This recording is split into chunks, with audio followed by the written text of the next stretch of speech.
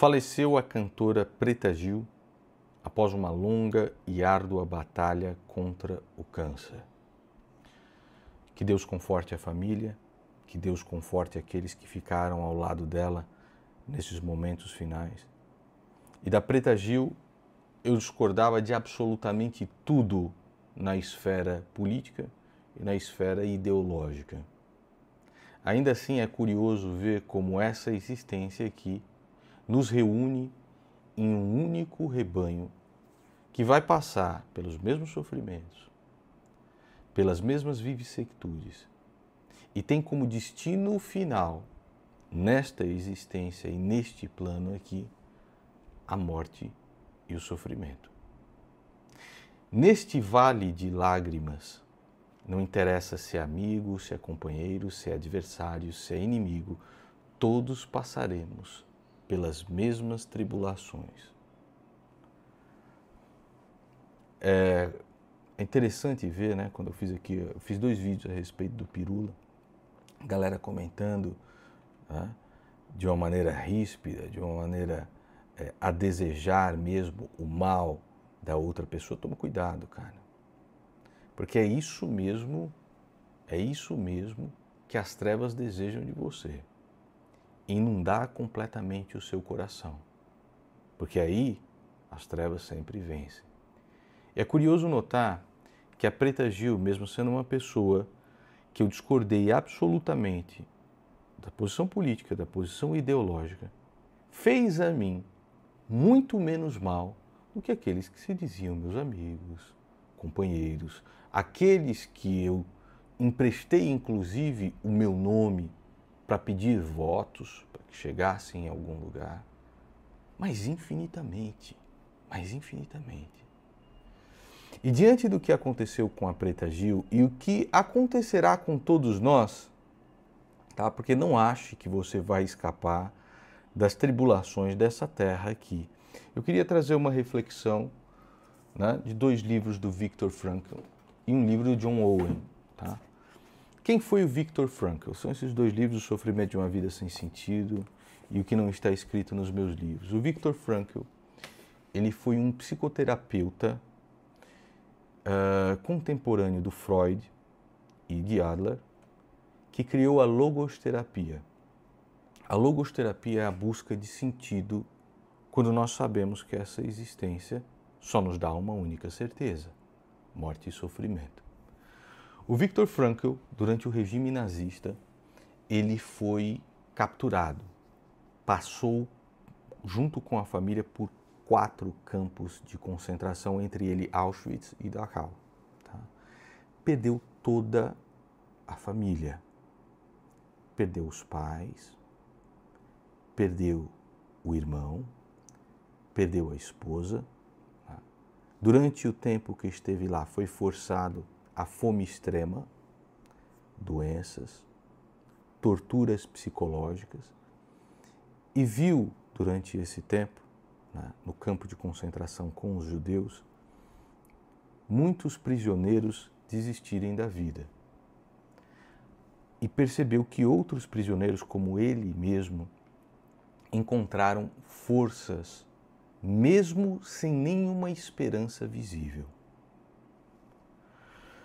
Então é o seguinte, quem conseguia encontrar algum sentido, mesmo na dor, Viktor Frankl percebeu que tinha a propensão a sobreviver, a passar por tudo aquilo.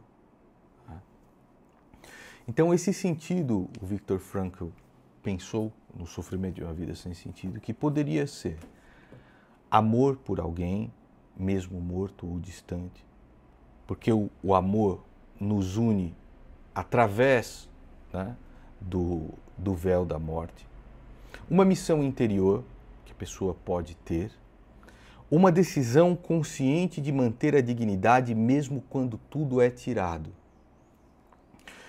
Então Viktor Frankl, ele percebe o seguinte, que mesmo no inferno da desumanização, o ser humano ainda tem a liberdade interior, que é a liberdade de escolher sua atitude diante do sofrimento.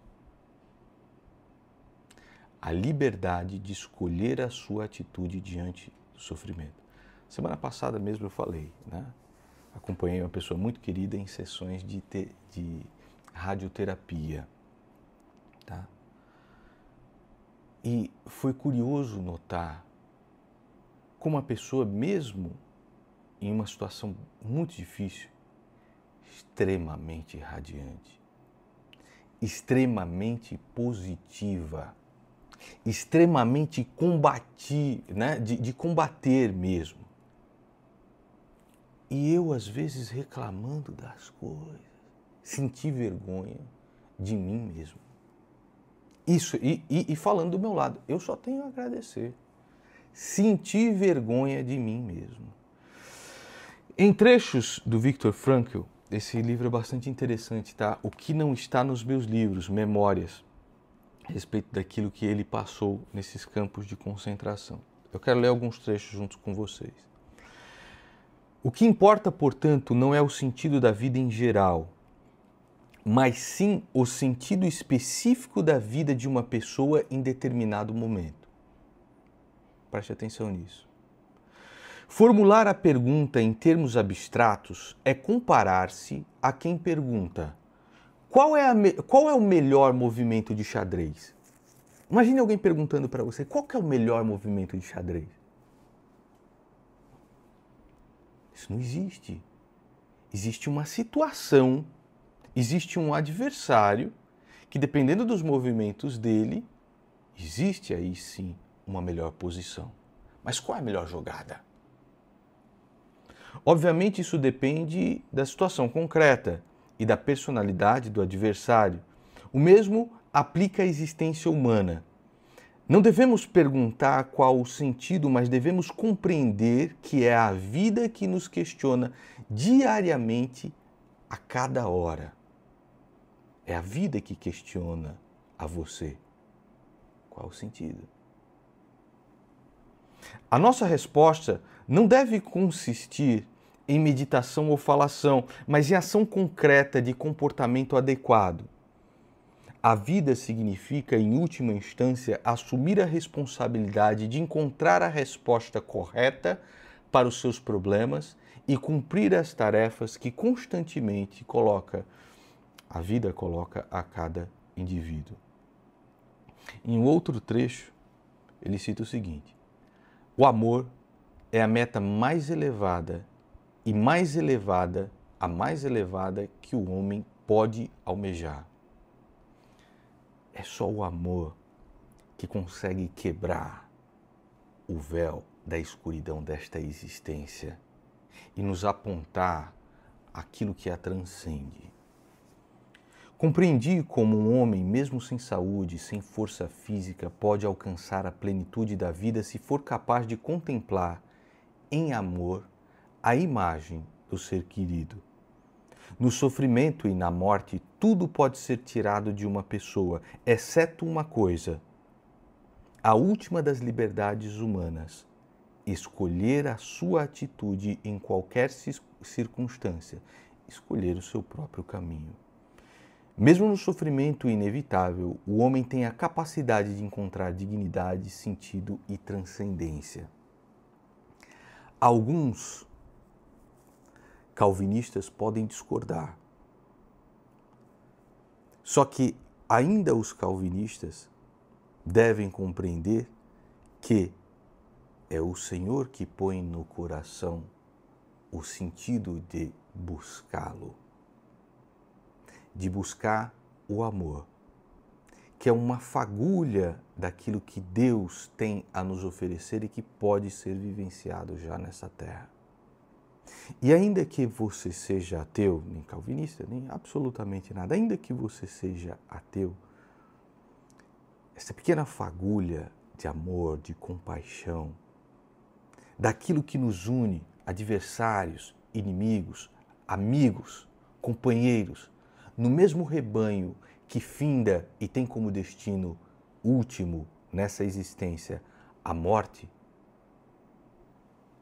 essa é a oportunidade de sentir, mesmo para uma pessoa que você discorda, mesmo para uma pessoa que você não gosta, saber que você viverá as mesmas coisas e sentir compaixão.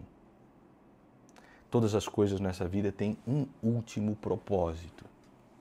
É importante refletir a respeito disso. Há pouco tempo atrás você viu que eu coloquei um vídeo aqui indo em uma feira, né, em Balneário Camboriú, de carros antigos. E antes de ir nessa feira, eu e o meu assessor, nós fomos a um planetário que tem lá. É curioso ver uma coisa. O poder magistral de Deus. Existem duas formas de viver nessa existência. Acreditar que nada é um milagre, acreditar que tudo faz parte de um milagre. E a sua existência faz parte de um milagre. Achei curioso ver aquilo. Nós estamos dentro de um sistema solar, na Terra. Mal conseguimos chegar à Lua. Alguns discordam, alguns acreditam que a Terra é plana, mas não vamos entrar nessas questões agora. Nós estamos em um sistema solar. Esse sistema solar é um dentre bilhões de outros sistemas solares. Nesses bilhões de sistemas solares, esses bilhões de sistemas solares, que é um número incompreensível, né? Ininteligível, a palavra está correta? Não sei, para a consciência humana, esses bilhões de sistemas solares estão dentro da Via Láctea, que é uma galáxia. Saindo o escopo maior, não é só uma galáxia, são trilhões de galáxias com bilhões de sistemas solares. Algumas pessoas acreditam na aleatoriedade. Eu acredito no poder supremo, infinito, que é a resposta da pergunta máxima formulada por Leibniz: por que existe o algo ao invés do nada? O Logos. A logosterapia de Viktor Frankl aponta para um amor último. Qual é o amor último? Existe esse livro do John Owen chamado A Morte da Morte na Morte de Cristo. Esse é um livro extremamente chato, de um tratado teológico que fundamentaliza o pensamento cristão, seja católico, seja protestante, seja o que for. A morte da morte na morte de Cristo. Entender essa frase talvez leve uma vida inteira. E não vai ter sido uma vida em vão. O sofrimento nos une no vale de lágrimas.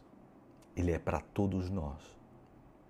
Não deixe que o ódio te consuma e que ele te trague para as trevas. Não deseje aos seus inimigos aquilo que você mesmo pode passar amanhã, que a sua família pode passar amanhã.